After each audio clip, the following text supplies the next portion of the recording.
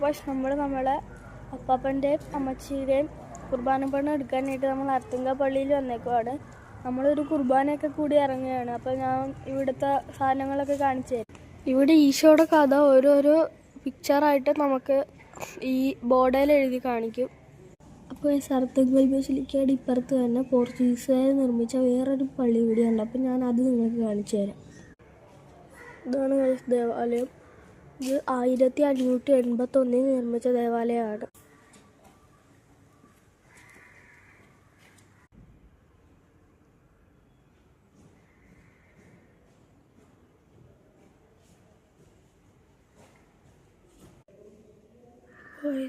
നമ്മുടെ ഈശോയുടെ തിരുശേഷിപ്പ്.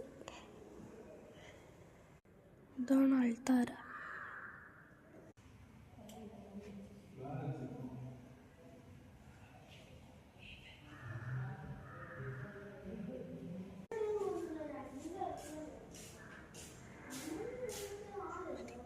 ചാവറ കുര്യക്കോസ് ഏലിയാസ് അച്ഛൻ പട്ട സ്വീകരിച്ച പള്ളിയാണ് ഈ പള്ളി.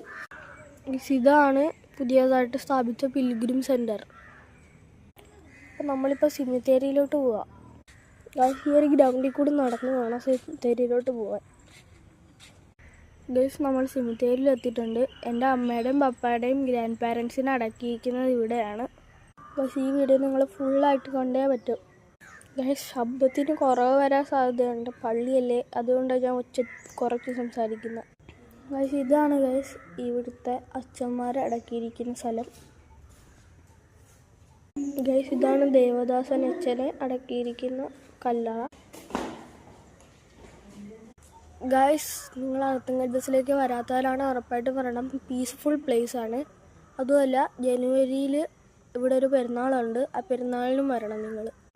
ഇതാണ് നമ്മുടെ പപ്പയുടെ ഗ്രാൻഡ് മദറിൻ്റെ കല്ലറ. ഗൈസ്, അപ്പം നമ്മൾ തിരിച്ച് വീട്ടിലോട്ട് പോവാം. അപ്പോൾ ഇന്നത്തെ വീഡിയോ ഇത്രയേ ഉള്ളൂ. Like, share, subscribe please. Tata. Happy new year. Tata.